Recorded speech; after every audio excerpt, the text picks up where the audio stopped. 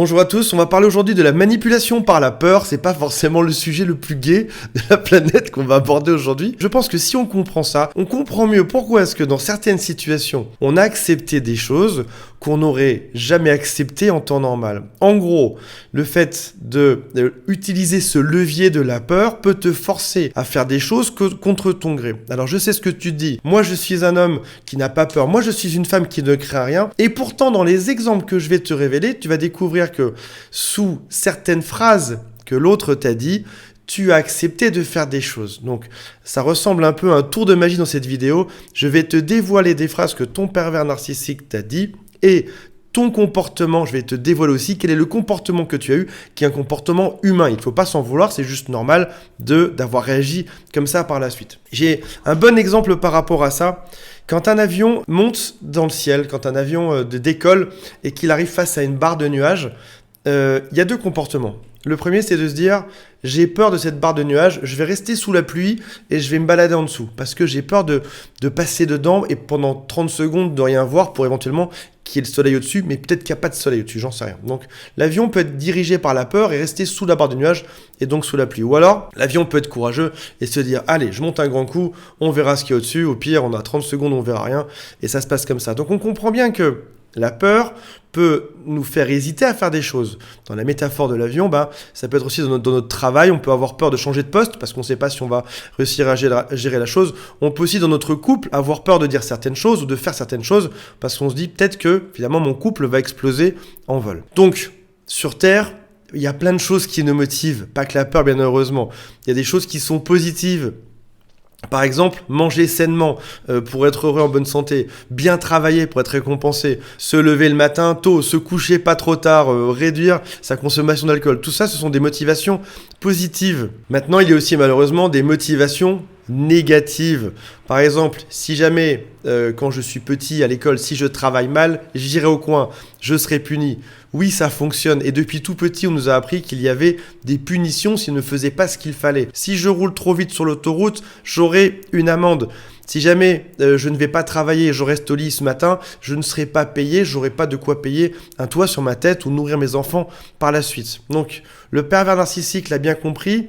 La peur est une arme redoutable pour manipuler, qui au passage est beaucoup plus simple que d'utiliser la partie positive. Avant d'aller plus loin, si vous le souhaitez, abonnez-vous, faites le quiz qui s'appelle Est-ce que c'est un pervers narcissique ou pas, ou appelez un conseiller de mon équipe si jamais votre situation est particulière et qu'il faut un œil neutre, confidentiel qui va vous aider à avancer là-dedans, c'est juste en dessous. Si jamais vous voyez des pubs pour voitures à la télévision, vous avez dû remarquer qu'il y a deux types de pubs.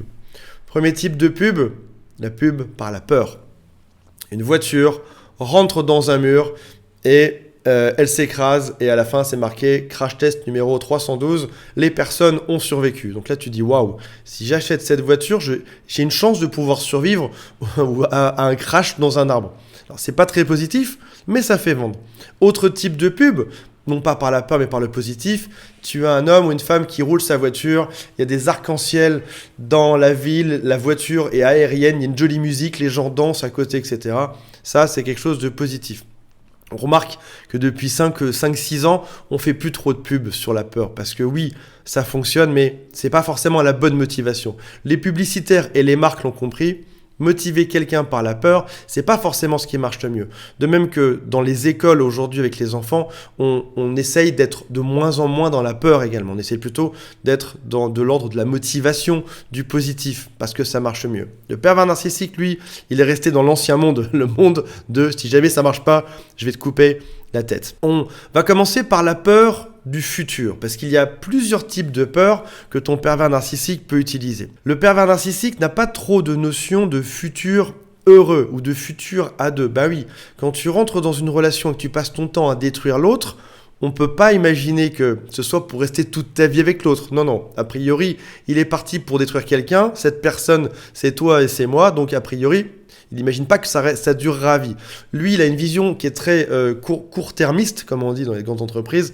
Il a une vision très limitée aux quelques jours qui arrivent là. Il se fait plaisir, il te détruit. Il peut te donner des phrases qui te font peur sur le futur, comme par exemple... Si tu te comportes comme ça, alors je vais te tromper. Donc là, il te fait la peur. Si tu pars là-bas ce soir, moi je te trompe demain. Peur du futur. Il se passe ça, punition, coup de fouet, je te trompe. Si jamais tu te comportes comme ceci ou comme cela, si tu ne m'offres pas ça par exemple, je vais dire à tout le monde qui tu es vraiment. C'est une phrase qu'on a vue dans la vidéo d'hier, ça au passage. Mettez-moi si vous les avez ces phrases aussi. Autre peur du futur. Alors ça c'est vraiment, on est vraiment sur des grands classiques du pervers narcissique. Moi je sais que je les ai tout entendus, mes clients également. Dites-moi en commentaire si vous les avez eus. Si jamais tu me quittes, tu ne reverras plus tes enfants, que ce soit un homme ou une femme, la peur par les enfants. Ou alors tu devras me donner ça. Donc là, ton mari ou ta femme te dit qu'il va garder la maison, les enfants, qu'il aura la pension, etc. Et que tous les amis vont rester avec lui. Mais que toi, si tu décides de faire ça, faire bande à part, tu vas être tout seul dans ton coin. Ce qui est ironique, sachant que le pervers narcissique est une personne qui est assez seule dans son coin et qui ne possède pas grand-chose au final. Si tu te comportes comme ça, il y aura de grosses représailles. Ça va être l'enfer pour toi. Il peut aussi te dire des choses comme une femme comme moi ou un homme comme moi, ça a du succès de folie. Je peux retrouver quelqu'un quand j'ai envie, dès demain. D'ailleurs, tu ne sais même pas le nombre de personnes qui me draguent au quotidien. Mettez-moi si vous l'avez eu celle-là. On peut aussi entendre des phrases comme n'importe quel homme, n'importe quelle femme ferait ça pour moi en ayant la chance d'être avec une personne parfaite comme moi. Le mot parfait est important également. Le pervers narcissique se pense parfait. En principe, dans ces phrases-là, il y a eu une phrase au moins ou deux, vous avez tilté. Il y a votre sourcil qui a fait ça, celle-là en effet, je l'ai eu. Et finalement, tu arrives sur un choix qui est cornélien, qui n'est pas évident. Tu as le choix entre te couper un bras ou une jambe. C'est-à-dire que ou tu supportes des atrocités au quotidien et c'est pas très agréable, donc tu es face à un choix qui n'a pas de bonne issue à la fin. Il y a quelque chose qui est encore plus douloureux quand on est dépendant affectif ou codépendant, c'est de se dire je donne tout pour que ça fonctionne, je fais tout pour que l'autre soit heureux et pour que je sois heureux dans ce couple-là aussi. Et qu'est-ce que j'observe? C'est que où que j'aille aujourd'hui, quel que soit le choix que je fasse, je ne peux pas gagner. Il a aussi la peur pour capter l'attention des autres. Il va par exemple aller parler en négatif. Dès que quelqu'un tourne le dos, il va aller mal parler de lui. Ce qu'il veut, c'est écraser tout type d'émotions positives.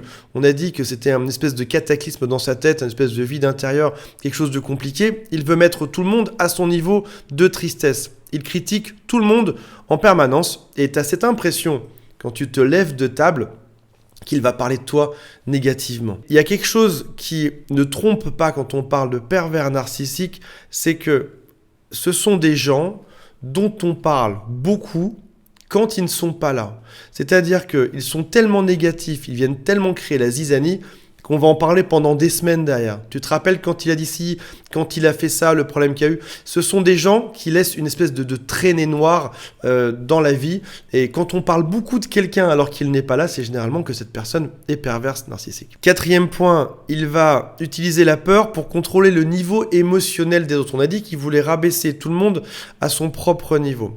Lorsque des gens sont heureux ensemble, ils vont créer ce qu'on pourrait appeler de la nouveauté. Par exemple, tu t'es fait un nouveau pote, tu t'es fait une nouvelle copine, et ensemble, vous avez créé un nouveau groupe d'amis, vous rigolez bien, vous partez en week-end ensemble, il y a quelque chose de chouette à ça. Sauf que dans ce cas de figure, la nouveauté que vous allez créer ensemble ne dépend plus de lui. Et ce n'est plus lui le centre d'intérêt de vos discussions. Donc ça veut dire qu'il a intérêt à venir tout écraser et tout détruire s'il veut redevenir le centre d'intérêt là-dedans. Parce que sinon, il sera jaloux et il aura le sentiment de moins exister. Pervers narcissique, la partie narcissique, c'est celle qui a besoin de se regarder elle-même et d'être admirée pour les autres.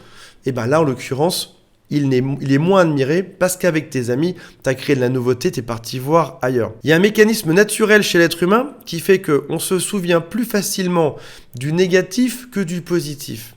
Il y a un dicton qui dit « il est compliqué de construire une église, par contre on peut la brûler simplement avec un paquet d'allumettes en une seconde ». Donc on comprend bien que créer quelque chose de positif, créer un groupe d'amis où ça se passe bien, c'est compliqué. Venir dire du mal, venir tout ruiner, venir briser les couples, venir saccager l'intégrité, ça reste assez facile. Comme l'être humain s'intéresse également malheureusement plus au négatif qu'au positif, le pervers narcissique en profite. Il arrive là-dedans, si vous regardez tout ce qui est les tabloïds, les magazines féminins, etc., ça parle toujours de négatif, c'est qui a trompé qui, qu'est-ce qui s'est passé, quels sont les gros drames, etc. T'as rarement une espèce de grande nouvelle positive sur un magazine féminin ou sur un magazine People. Le pervers narcissique l'a bien compris, il va venir insuffler du négatif là-dedans pour qu'on parle de lui, pour que tout le monde s'intéresse à lui et pour redevenir le centre d'intérêt de toute cette population qui l'entoure. Pour conclure, il faut comprendre que oui, ça prend plus de temps pour créer du positif Oui, c'est plus compliqué. Oui, ça demande plus d'efforts. Oui, malheureusement, tu seras peut-être moins à l'intérêt des gens si tu arrives et que tu es heureux dans une soirée alors que celui qui pleure, tout le monde va venir le réconforter. Oui, c'est sûr. Mais tu vas t'assurer du bonheur sur du long terme. On ne devrait traîner, on ne devrait être qu'avec des personnes qui sont positives. On devrait se battre pour ça. Parce que les interactions générées par ces personnes-là vont aussi venir nous apporter. Il est facile de se dire, allez, je vais critiquer, je vais faire ci, je vais faire ça. Mais lorsqu'on change de façon de penser, quand on refuse d'entendre des critiques, quand on refuse d'entendre les ragots, tout d'un coup on a l'impression que sa vie devient plus heureuse. Ça prend un peu plus de temps, mais on a une vie qui est tellement plus heureuse derrière. Donc on comprend bien, la manipulation par la peur, ça fonctionne malheureusement, des fois on oublie de rentrer dedans, mais lorsqu'on a compris ce qui se tramait, quand on a compris la dynamique de ces personnes-là, il faut vite les mettre de côté, passer à autre chose et aller mettre du temps sur les bonnes personnes, sur celles qui sont positives, sur celles qui seront là pour nous soutenir et celles sur lesquelles on pourra toujours compter dans la vie. Voilà mes amis, j'espère que ça vous a plu. Abonnez-vous et faites le quiz qui s'appelle « Est-ce que cette personne est perverse narcissique ou pas ?» Salut à tous, bye.